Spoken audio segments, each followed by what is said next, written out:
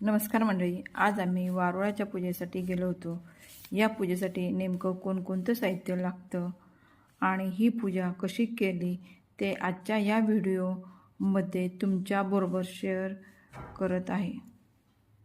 कुंकू घेतलेला आहे, इथे पाण्याचा तांब्या भरून घेतलेला आहे, इथे लह्या घेतलेल्या आहेत, अक्षदा घेतलेल्या आहेत, दूध घेतलेलं आहे, इथे मी वस्त्रमाळ घेतलेली आहे, कापसाची वस्त्रमाळ घेतलेली आहे, इथे आगाडा, दुर्वा, फुलं आणि बेलाचं पाने घेतलेले आहेत, उदबत्ती घेतलेले आहे।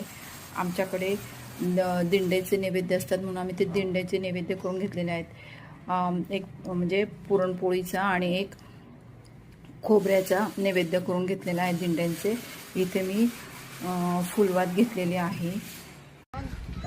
आगाडा, दुर्वा ते वहा, आगाडा, दुर्वा ते वहा, अक्षदा वहा, हे ते आगाडा।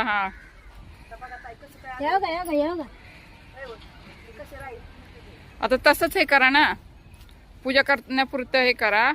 आणि तुमचं ऐका ना, पहिल्यांदा एक ते दिवा लावा, म्हणजे मग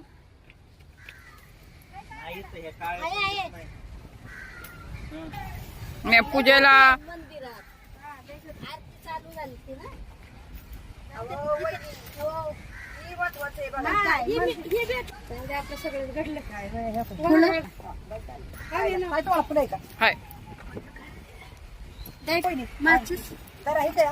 दिवे पण लावून घ्या, कारण का वाऱ्यामुळे इथं दिवे हे होत नाही, राहत नाहीयेत। आपण वर्षाला येतच होतो, आपण बघू हात लावून घ्या जरा, इकडे इकडे या। वारुळाची मनोभावे पूजा केल्यानंतर आम्ही निघालो काशी विश्वेश्वराच्या दर्शनाला।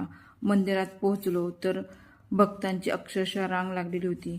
गर्दी असूनही त्या भक्तिमय वातावरणात दर्शन घेताना मन अगदी प्रसन्न झालं। धुवून घेऊन आज पूजा करायची, आज एक हात अजिबात हे करायचं नाही, आठवायचा नाही।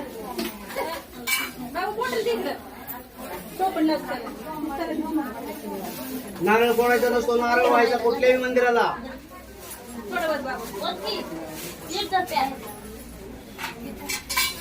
पलीकडनं होत आहे का, म्हणजे मला बसायला येईल पूजा करायला। तुम्ही इथे बसणार आहे का? चला पलीकडे चला। वारुळाची पूजा मनोभावे केल्यानंतर काशी विश्वेश्वराचे दर्शन घेऊन आजचा हा पवित्र दिवस पूर्ण झाला।